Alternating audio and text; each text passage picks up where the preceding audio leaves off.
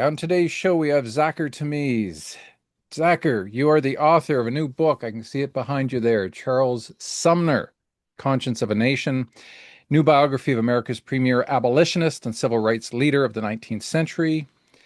You are a scholar of antitrust and constitutional law. You're a graduate of Yale Law School, University of Virginia, one of my favorite campuses in all of America, by the way. You've published award-winning scholarship, co-authored amicus briefs before the Texas and United States Supreme Court. You're Fulbright Scholar and Humanity in Action Senior Fellow from Houston, Texas. Pretty impressive, sir. You grew up in Houston, Texas, son of immigrants from Hyderabad. Is that the proper pronunciation? Hyderabad. Yeah. Hyderabad. Now part of India, and you're the eldest of three brothers. Um, your homeschool district was the largest in Texas, and everybody had a different experience about that.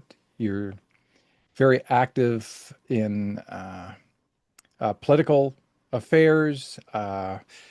You've accomplished quite a lot in your I'm going to say comparative to me young life. But growing up in Texas, what was that? What was that like? Uh, are you de facto a sports fan because you grew up in Texas? Do you have to follow the Cowboys, the Astros, that sort of thing? Right. The Astros, of course, never the Cowboys. I'm from Houston. Now, Yes, the Oilers, right, and the right, so Texans. Oilers, now known as the Texans, Yeah. a creative name we have. Uh, Yes. Born and raised in Texas, son of immigrants. I loved growing up here. Yeah. It's an interesting place. The schools that I attended were public magnet schools. Yeah. Magnet schools were designed in the 70s and 80s as a tool for racial integration. They were designed as laboratories of racial integration where students from across the city would be bussed in so that you're not going to your zone school, but you're going to a school with people of other neighborhoods, of other backgrounds. And going to these magnet schools myself, I think I was exposed from a young age to different perspectives, different attitudes towards life, towards politics, towards Right. religion. And Right. I'm so grateful for that experience. Yeah. Statewide initiative. It's done at the local It level, was done locally. Okay. but it's common across the state of Texas and I think the nation. Very good. Very good. Um, is there something unique about Texans? Like I'm a Canadian, right? And I hear things like don't mess with Texas. Like there seems to be a type of pride that comes from Texas that I really don't see as much in other states. Is it palpable? Do you feel that? I do. Yeah. There's a lot of pride in being a Texan. Texans are rather unique, whether that's food, culture, and self-identity. So let me talk Right. about food. Of course, we're known for barbecue. Yes. That's brisket. Hmm. And we're also known for Tex-Mex, which is a unique cuisine. It's not Mexican, it's not American, it's Tex-Mex. Um, Texas has had a Mexican commu Texas has had a Spanish-speaking community since forever. Right. They're Tejanos. You will go to parts of Texas, like San Antonio especially, and meet families. I have some relatives Hmm. who have who can trace their line 10, 15 generations in Texas and who grew up speaking Spanish at home. Wow. Wow. So we're very unique in that respect, and we're also unique from other parts of the South. Mm. I remember when I went to school at the University of Virginia, in my head, I was going north. I was going to the land where it snowed. Right. I did not realize that by going from Texas north to Virginia, I was really going to the deep South. Yes. In Right. Virginia, on the drive to my undergraduate institution, the UVA, where I first saw a Confederate flag on the road. And Interesting. that's when I realized Texas is its own animal and the South Yeah, is. it sure is. Does Virginia still have that lawn that you can't walk on? Like there's like a Oh, president's lawn or something or you can walk all over it. In fact, you can live on it. oh, is that right? So, backstory here, the University of Virginia was designed and founded by Thomas Jefferson. That's right. the President of the United States, author of the Declaration of Independence. In fact, if you look at his epitaph, it mentions the Declaration of Independence, Hmm. the Freedom Act of Virginia, and him founding UVA. Ah, He wrote it himself. He did not think to mention being President of the United States as one of his three major accomplishments. So Jefferson designs this university, but of course, he didn't build it himself. Enslaved people, brutalized and oppressed by Jefferson, built this university. right. And in Jefferson's design, he had a central lawn with rooms on both sides and some homes. Idea being that students and professors would live and learn together. And he called it the academical village. Now it's become a sort of honor to live in one of these lawn rooms where you do not have a restroom, you do not have AC, you don't have many modern amenities, Mm-hmm. but you've got a fireplace, you have a sink, and you can walk outdoors to the bathroom only 3 or 4 minute walk away, not too Right. far. So I lived there during my fourth year. Right. It was so striking living in history, living at the center of the campus, Mm-hmm. living in a place that has seen really all of American history. UVA was founded in 1819. Mm-hmm. From 1819 to today, people had lived in the lawn room that I lived on, 52 Wow. East. Wow. And it's to me just one of the most beautiful campuses in America. The buildings are incredible. I'm just It's felt beautiful. It's it just is. gorgeous. It is. And it's so stunning because I went to Yale University for law school. And Yale has very pretty buildings, Hmm. but they don't fit together in the way that UVA You're fits together right. as a whole. Yeah, there is a continuity to it, as though There's a somebody continuity. took the time to think this through. Right, Yeah, right. yeah. No, one of my favorite campuses, a colleague of mine was a graduate of UVA. Yeah, just a magnificent campus for sure. Now, you'd mentioned about Jefferson and that he was, in fact, a slave owner. Your book on Charles Sumner, an abolitionist. Um, I've got so many questions for you. I really just want to hear, first of all, give us a capsule version of the man himself and his accomplishments and why you would write, take the time during you were what, at Yale Law School at the time, writing this thing? Right, I Yeah, was. And let me tell you how I came about this project sure. at school. I was reading the brief that Thurgood Marshall and the NAACP filed in Brown versus Board, Hmm. the historic Supreme Court decision that led to the integration of American public schools. And in that brief, Thurgood Marshall, writing on behalf of the NAACP, talks about Thomas Jefferson and he also talks about Charles Sumner. He goes back to Jefferson and attributes to Jefferson that famous immortal phrase, all men are created equal. They are endowed with certain inalienable rights, that among these rights are life, liberty, and the pursuit of happiness, Right. which Jefferson wrote in the Declaration of Independence. But of course, when Jefferson wrote these words in the Declaration, they were not legally binding. It was a nice, pretty metaphor. Right. The Constitution protected slavery in US states. Never mind segregation. Of course, that was in a very different form than in Jim Crow. There was a form of segregation at the time of Right. the founding. And then comes along Charles Sumner, who was a Harvard-educated lawyer, who in 1849 joined the first interracial legal team in American history in Boston, home, of course, of where the American Revolution began. Hmm. Sumner's own grandfather had fought in the American Revolution. And Sumner, along with this young black lawyer, argue in court that when Jefferson said all men are created equal in the Declaration of Independence, what Jefferson really meant is that all men should be equal before law. Because how can we be equal before God if we are not also equal before law? Hmm. Tried to concretize Jefferson's expression into law Yeah. and the expression equality before the law. Very good. So kind of a transitivity between if you're equal before God, therefore you must be equal before the law, right? Precisely. Yeah.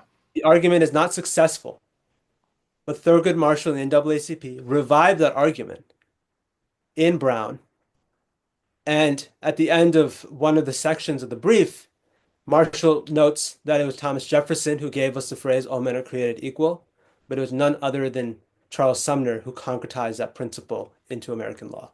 Nice. Nice. Interesting. And Sumner, what can you tell us about his history, his background? How was he educated?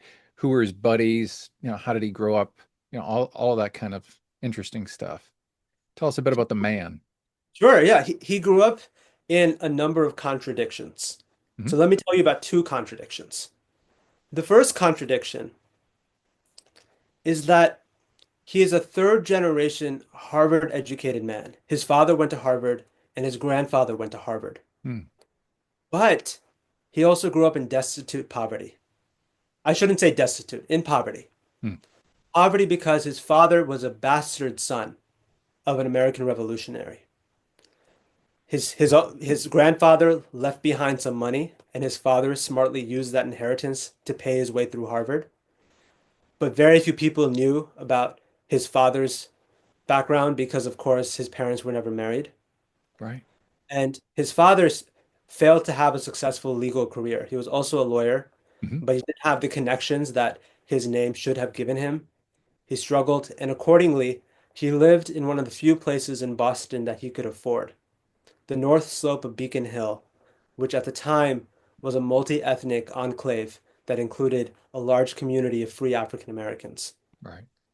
So Sumner grows up in this environment where he is seeing from a young age black school children, black women, black men. The first Masonic lodge for African Americans had been built only a few blocks away. One of the Hmm. earliest black churches in America was just one block away. A black school was right there. And from an early age, he is seeing his father treat African Americans with significant respect. Hmm. Now, this leads to the second contradiction. Sumner grows up in this environment, but then he, like his father and father before him, goes to Harvard. And at Harvard for law school, he meets his father's old buddy named Joseph Story, a titan of American law, a justice on the U.S. Supreme Court. And Story had authored one of the most pro-slavery decisions of all time, a case known as Prigg versus Pennsylvania. We don't need to get into it, but you can kind of consider it a precursor to Dred Scott, which of Right. course is a famous decision that said blacks cannot be citizens. Sumner gets mentored by Joseph Story. He goes on to Europe on Story's dime, meets many European aristocrats. While he's in Europe, Story and another Harvard professor, Simon Greenleaf, are writing to him, telling him to see through all the Jacobinism, the radicalism, and the atheism of Europe and come back to be the good conservative that God made you. That's a direct quote from one of his professors. Nice. He comes back to be that good conservative that they believed God had made him to be, Yeah. starts to enjoy all the oysters and all the hot steam cakes from aristocrats in Boston. He becomes a corporate lawyer. And as he's doing this, he still lives at home. So he lives in his father's dead now. He lives with his mother Hmm. in a poor black neighborhood in Boston. And you can imagine every day going to the top of Beacon Hill and Yeah. the other side of the hill, which is where the white aristocrats are, Right. and dining and enjoying clients there and all the literary discussions. And then And he coming back home. Exactly, Right. exactly. And I think that Wow. contradiction was something he wrestled with for many I years before bet. an activist I and an bet. abolitionist. And wouldn't a third contradiction be that you claim he was homosexual? So now he's living in a society where he's seeing how blacks have been treated. I imagine homosexuals weren't treated much better, right? So that we could even say that might even be a third contradiction he was living through. Um, yeah. Does Right. he go ahead? Sure. So he did not know he was homosexual. He lived in a time before Sigmund Freud had coined the expression, at least insofar as it became popularly used in America in translation by the 1870s. He was one of the most eligible bachelors in Boston, this conservative, Harvard educated corporate lawyer who had been to Europe.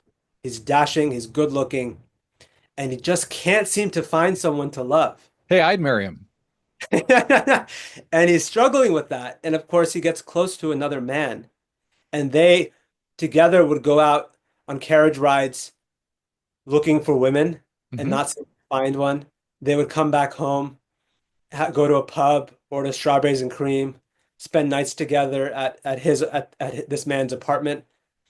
And I think his whole life he lived with the internal contradiction of not understanding who he was and why he couldn't Hmm. fall in love.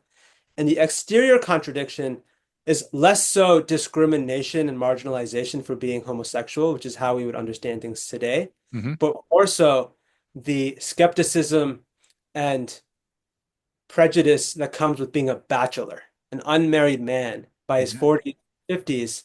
Many people assumed, taking influence from Victorian England, that Hmm. if you're a bachelor, you must be a pervert, Yeah. you Right. some kind of sexual debauchery in your private life.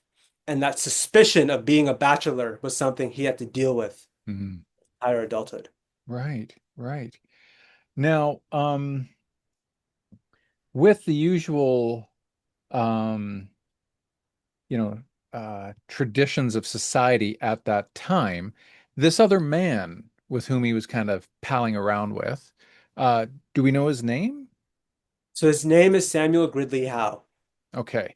And were there letters exchanged between them, or do you have any kind of written references to the two of them kind of hanging out that might kind of flesh out your theory? Well, this is a great question because when Charles Sumner was elected to the US Senate, Samuel Gridley Howe began burning their letters. Wow. He wrote to Sumner and he said that he is burning the letters out of fear that they one day may be seen by, Mm, quote, unfriendly eyes. Throughout the rest of their lives, Howe would routinely burn letters. He would cut out the letters. You can find letters that are where parts that are undecipherable or have been ripped off the page. So it's hard to string back the narrative of the true nature of their relationship. yeah. Now, were these letters expressing in vivid sexual detail a gay relationship, or were they about controversial political opinions that would get Charles Sumner canceled? Yeah. We don't know. So there is a degree of speculation in my book on this matter, but I try to be careful in saying that we will never fully understand what that relationship looked like. Yeah. And in fact, they never understood what their relationship looked like. But it is clear that they loved each other very much, whatever that may have meant to them or that can mean to us today.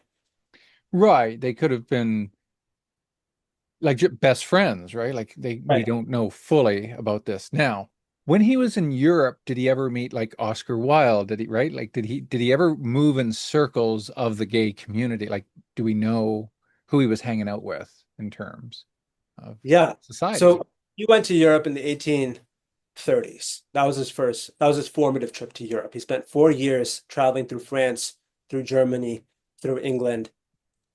And when he gets there, and remember, he's a young man and he comes from Puritan Boston, Mm. has all the sort of stiffness of a Boston Puritan, which came from his family. And what's striking is that David McCullough, the famous historian, wrote a book about Americans in Paris from this era, whether that's Benjamin Franklin or Charles Sumner. And most of these Americans engage in all the debauchery you can imagine, I bet. hanging out with Parisian women who have these quote unquote loose morals compared to Americans, particularly compared to New England women. But Sumner didn't engage in any of it. And McCullough, this stood out to him so much that McCullough mentions that one could argue that Charles Sumner was homosexual, but then he has a footnote where he says there is no evidence that Sumner was homosexual. And when I saw that is when I got wondering, maybe there is evidence, quote unquote, but it has to deal more with what your default assumption is. Yeah, right. We assume by default, if there's no evidence of homosexuality, that someone is straight, or do we assume by default that if there's no evidence of straightness, Mm. that it's homosexual? Yeah, yeah. Interesting. Now, his abolitionist views are developing. He's in Europe, right? He's doing his thing. He's traveling around. At that time, I mean, pre 1859, pre, on the origin of species, Darwin's family, very famous for being abolitionists, even with the Wedgwoods coming out with, pottery saying, "Am I not a brother?" Right? And kind of set the stage for, the Americas to catch on and to realize, no, we're all equal.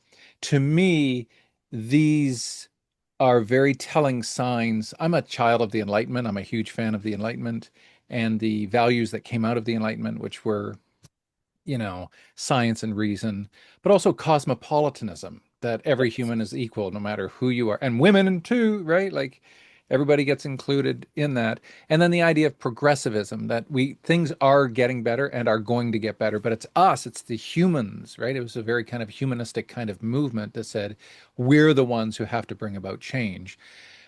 Did he maintain a religious point of view throughout his life, or are there signs where he was kind of leaning more towards a agnostic or atheist kind of overview of humanity? It's a great question. Let me break it into two parts. Let me Sure. first tell you about Sumner's exposure to abolitionism in Europe, All and right. then just question, because both tie back to the Enlightenment. Okay. As he's in Europe, he is just amazed at how little people in France knew about America. America was a backwater in the early 1800s compared to the perspective of Europe. Mhm. He was struck, he wrote in one of his letters to his parents that a very educated French aristocrat whose mind amazed Sumner, he was very impressed with how much this man knew, came up to him and very sheepishly asked if Americans spoke the language of Montezuma. In other words, they spoke Aztec. Yeah, yeah. And he was struck that you could be extremely educated in France and not even know what language they spoke in America because that's how unimportant America was. Right. But those who did know about America, if they knew anything, they knew about slavery. And he was challenged repeatedly in France and then again in England by intellectuals, by ordinary people about how could America, this country that was composed and run by the descendants of Europeans, have such a brutal system of slavery Mm. and racism. Of course, European countries had similar systems in their colonies, but most countries in Western Europe had abolished slavery within the countries That's by right. this time. Yeah. And Sumner, he is also struck, he goes to a lecture at the Sorbonne in Paris, and there he sees black and white students sitting side by side. Hmm. It was totally normal. In Italy, he sees an Abyssinian monk who had just as much of a role in the monastery as any other monk.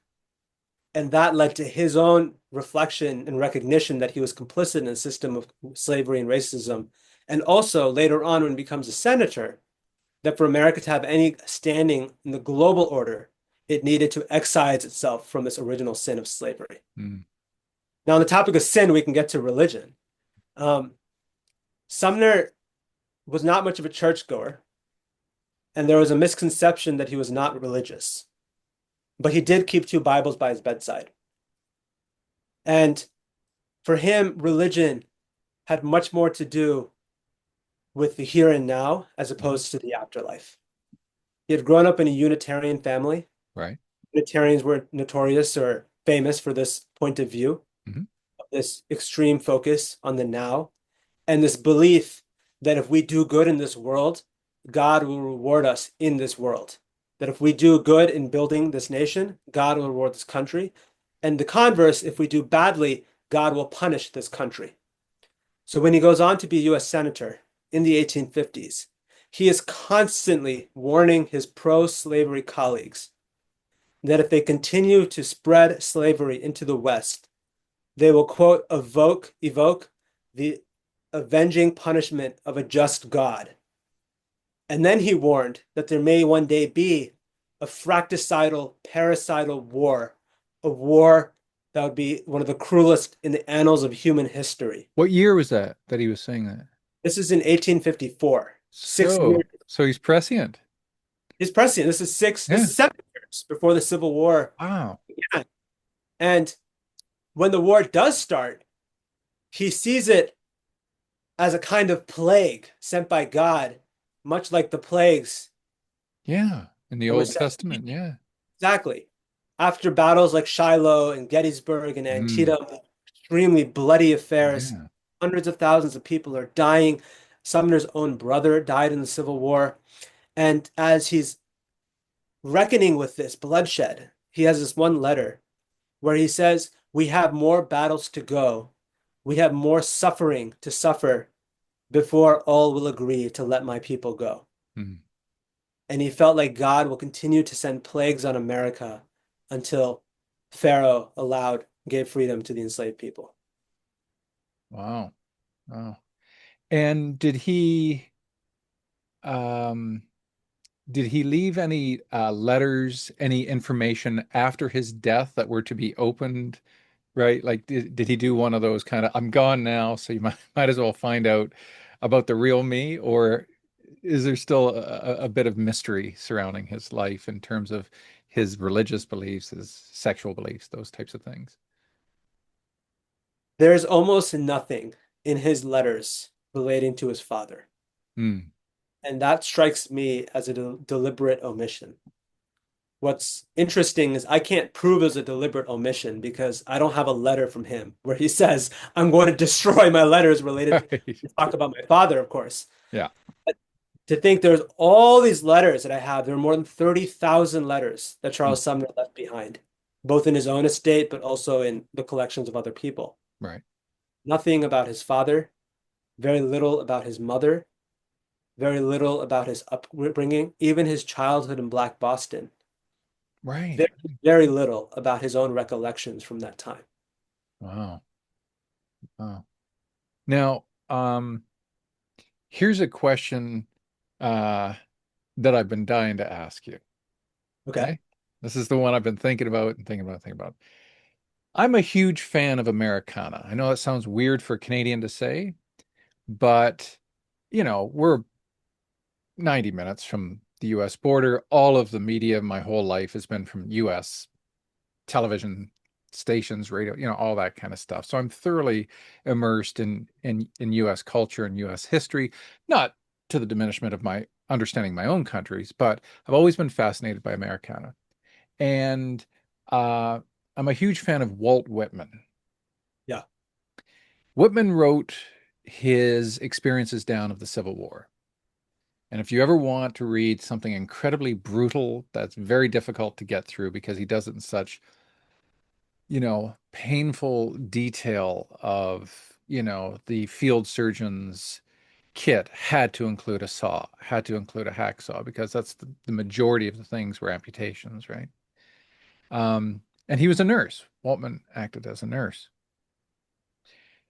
Waltman was homosexual. Yeah. Did he and Sumner ever meet? Is there any recordings of the two of them? Not to meet for a relationship, but you know Right. what I mean? These Yeah, were yeah, these were a great American figures who had great Enlightenment ideals that the rest of the world at the time just couldn't handle. Couldn't They weren't that cosmopolitan. They weren't that, maybe to say European, right? So I'm just yeah. wondering if the two ever crossed paths at any point. So Whitman is, of course, very close friends with Ralph Waldo Emerson. Right. Emerson was close friends with Charles Sumner. Hmm. Emerson once arranged for Whitman to meet Charles Sumner in Washington, D.C., where both of them were living at the time. And it didn't go well. It He didn't. walked away thinking Sumner was an arrogant, pompous ass, for lack Wow. of, I don't know exactly what he said, but something to, I don't know Sumner's recollection, but he probably found Whitman to be a dilettante, to be too flamboyant and too loosey-goosey, for lack of a better Too word. much singing of himself, right? Right. They're very different people. So Charles Sumner, there's a great quote from one of his best friends, Carl Schurz, who is a German-American U.S. senator, also in Washington. Hmm. Schurz once said that Charles Sumner was not the kind of man who you could slap on the back and say, "Hey, Charlie, how are you?" He's 6'4", colossal, has these thick, broad shoulders, a sonorous voice, and um, the writer Lydia Mary Child said of Sumner that he never seemed fully in place except on a pedestal. So Hmm. he enjoyed being the center of attention. He enjoyed being on stage, but he was also a kind of statue-like figure. He could give great oratory, but he was not particularly relaxed. He didn't engage in small talk. If you spoke to him, he got straight to business. And you can Ah, imagine during the Civil War, he would have been offended by anyone who talked about anything except the Civil War. He, even his letters to his closest friend and possible lover, Samuel Gridley Howe, they're almost completely devoid of emotion during the Civil War because Sumner was just focused on the war matters, on the political measures that were going on, what Howe was up to. He when he first met Abraham Lincoln, yeah, that was my next question. So let's go with that. get into it. Similar experience, at least initially. They become close friends, Right. but their first meeting doesn't go so well either. So Sumner meets Abraham Lincoln at the Willard Hotel. Lincoln has just been elected president. He is not inaugurated yet. This is Wow. probably February of 1861. Mhm. And Sumner is coming in with his own prejudices. Abraham Lincoln is this folksy Westerner who only speaks one language, who has never traveled overseas, who has only served 2 years in Washington as a politician. Abraham Lincoln, of course, sees Sumner as this man who has traveled all over Europe, who's one of those famous senators who had been in politics now for more than 10 years, who spoke 6 languages, who was Harvard educated. And Sumner walks in, and both men are struck to see that the other is also 6'4". And it breaks into a fight. Bare And knuckle boxing. so Lincoln, another president might have been offended or might have been a little. Lincoln, what Intimidated, he yeah. does is he says we should match backs and see who is taller. I think Lincoln would have kicked his ass because he was a fighter, right? Yes, And he this had is a that great long reach, right? fight. Sumner is naturally strong, but he is no fighter. No, no. Lincoln is lanky. I don't think he even looked strong. Maybe he did because of his height, but he's a thin, frail person, not Yeah, particularly good looking. And he's a fighter, like a real yeah, fighter. yeah. Very sharp contrast here. Sumner doesn't understand why Lincoln wants to match backs and see who's taller. He responds, he says, Mr. President, we should not be matching our backs. We should be standing a united front against perils to our country. Then Sumner leaves, and Lincoln has another meeting, and he gives this kind of two-handed, backhanded compliment, or maybe it's an insult. It's probably both. Mm, About Sumner, where he says that he tells the next guest, he tells a story, and then he says, I didn't have many bishops where I came from, but Charles Sumner reminds me exactly of a bishop. interesting. Interesting. And then, are there any reports in Sumner's letters after the assassination of Lincoln? Do we find out how he felt and, you know, does he So think, the whole abolitionist movement is maybe jeopardized because of that? Sumner is enjoying wine with another senator Hmm. on the night of Lincoln's assassination. And a Treasury Department clerk comes in, frantically tells them that the president has been shot. They don't quite believe him, but they decide they better go look into it. Yeah. And they first stop by the home of William Seward because they heard that Seward had also been hurt. And they find out that Seward, who was Secretary of State, indeed was stabbed that same night. So then they're panicking. They make sure Seward is alive, and then they rush to the White House. When Sumner gets to the White House, it turns out Robert Todd Lincoln had no idea. And then they're wondering, where's Lincoln? They learn that he's was at the Ford's Theater. And so then they take Robert Todd Lincoln with them. This is Lincoln's son. And Hmm. they go to Ford's Theater. They cross the street where Lincoln is at the home of a random person where he is on a sick bed dying. When they go inside, and at this time, as context, Sumner and Lincoln fight all the time. They're constantly tussling. But what's remarkable for both men is they never stop fighting. They didn't get to a point where they stopped talking to each other. They're constantly debating the Emancipation Proclamation, this legal strategy, this wartime strategy, etc. The the U.S. Surgeon General is outside and said no one is allowed in. But he said, but you're a senator, so I can't stop you if you really want to go in. And Sumner just kind of shoves him aside and screams, I will go in. And he barges in. He goes straight into the room. He grabs Lincoln's hand and he starts talking to Lincoln. And the doctors say it's not going to help. Lincoln's dead. And he's saying, no, but he's breathing. And the doctors say it will be no more than this. Sumner stays at Lincoln's bedside until 7 in the morning. He holds his hand the entire time. There's like Wow. 20, 30 men in this room. And it's Charles Sumner is the man who is holding Lincoln's hand. Hmm. Later, Robert Todd Lincoln and Mary Lincoln come and they hold on to Sumner while Sumner holds Lincoln's hand. And the moment Lincoln dies in the morning, and Sumner has been sobbing all night like a woman, according to one quote, he walks outside. There's a crowd of people. They ask him what happened to Lincoln, which suggests that Sumner was probably the first to leave after Lincoln's death. Right. And he shakes his head to signal that Lincoln is gone. He goes home. A servant has prepared his breakfast, and he slumps over the breakfast table. And there's people who are visiting him now to make sure he's alive because Hmm. no one knew what happened that night, who had been killed, what Right. was going on. This is, of course, before modern internet, etc. And one person comes in, relieved to know that Sumner's alive, and asks him, "What's going to happen to America now that Lincoln has been shot? Is the Confederacy going to be reborn? Is the South going to take over Washington?" All these fears are affecting the Washington public. Oh, Captain, my Captain. Right. Right. And Sumner insists that no, things are going to be okay. And the person's like, "Well, Lincoln's been shot." And Sumner responds, quote, "Our leaders are gone, but the Republic remains." Hmm. Now, in your estimation, can the life of Charles Sumner and what he accomplished, is there a single event, act, occasion that singles out what he did that signifies it as distinct from everything else, or is it his collective work throughout his life which has led to your interest in him? Here is something largely distinctive. Mhm. After the ratification of the 15th Amendment to the US Constitution, which guarantees black men the right to vote, around the same time, there are now black members of Congress, and the first black US senator has just taken office.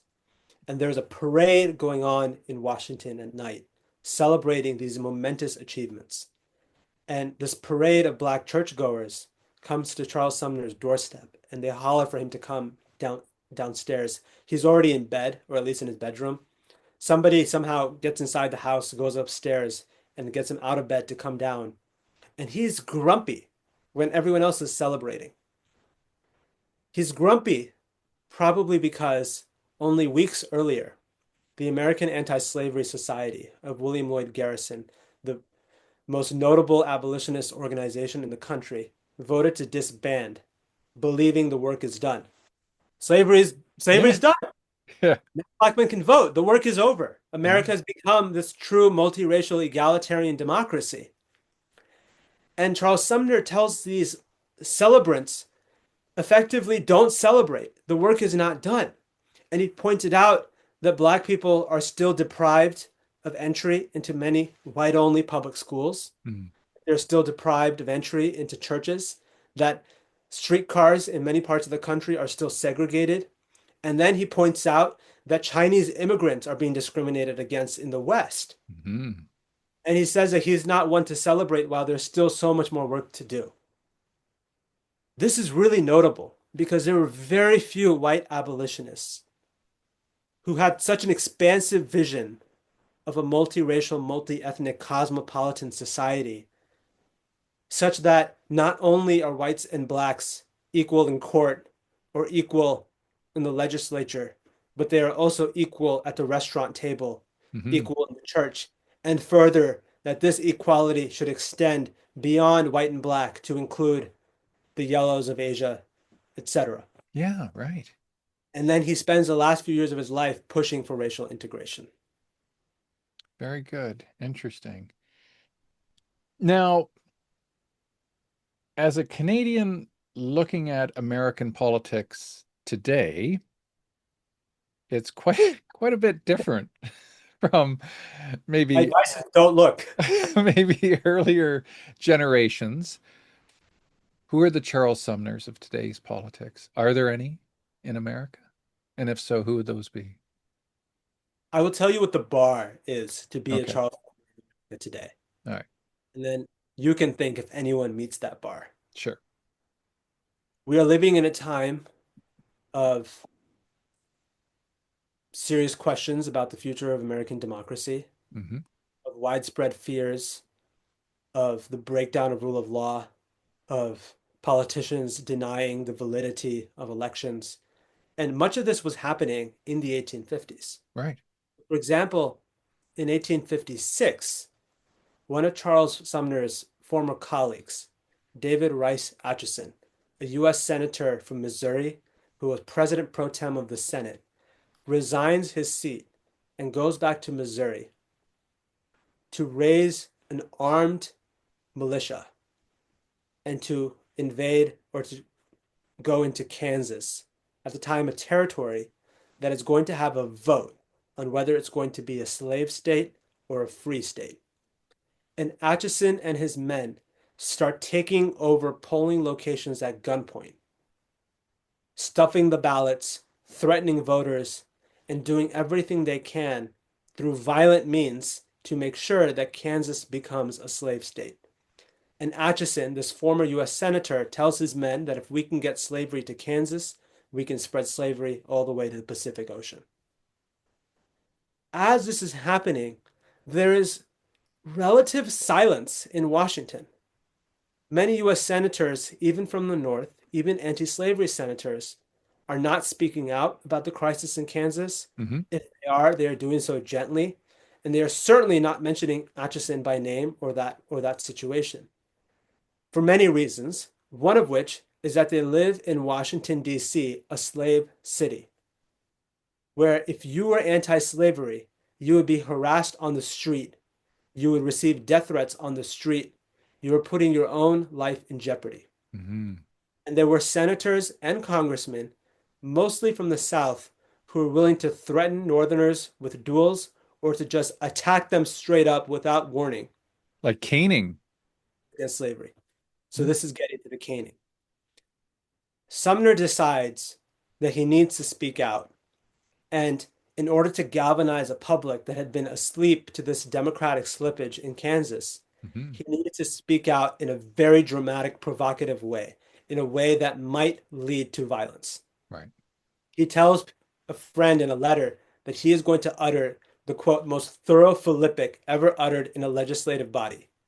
Philippic being an extremely insulting speech. He drafts his remarks, he delivers them to Senator William Seward and his wife, and they beg him not to give the speech out of fear of the personal harm that might come to Sumner if he delivers it. Right. So he gives this speech. It's called The Crime Against Kansas.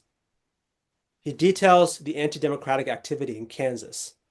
He compares his former colleague, David Atchison, to a Roman traitor who was later executed. He compares President Franklin Pierce to a Roman dictator. He compares Senator Andrew Butler of South Carolina to a Don Quixote. And then Hmm. he compares Senator Stephen Douglas to Lucifer incarnate. Then he says, he doesn't stop there. He says that Gets better. South Carolina, which is probably the most pro-slavery state in the Union, Right. could be blotted out of existence and civilization would look the same.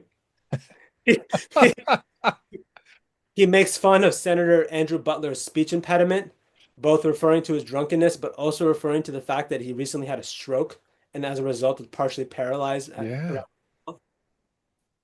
He doesn't hold back anything. Now, Butler, the senator who he made fun of for his speech impediment, is in South Carolina recovering from a stroke. So Butler's not in Washington. Right. Notes to Sumner, Butler had a nephew who lived in Washington, Okay. a congressman named Preston Brooks, who then, as you alluded to, confronts Sumner 2 days later with a cane and beats him nearly to death. Wow.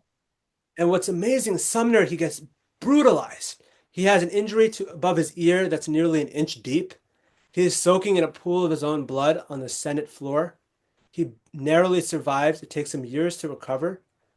On that day, as he's on the floor, having been beaten badly, He is taken to an antechamber. The first person he sees is a doctor. The second person he sees is a reporter. And he starts to talk about the caning. He starts to name U.S. senators that he thinks were involved inaccurately, but he's partially delusional. He went unconscious, but he named senators that he thought were there, including Stephen Douglas.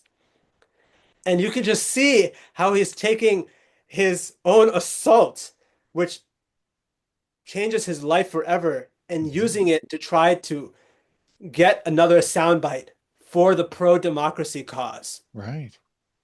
And that is so striking. And I wonder, if you ask about today, who is out there willing to literally put their own life on the line for our democracy? Mm-hmm.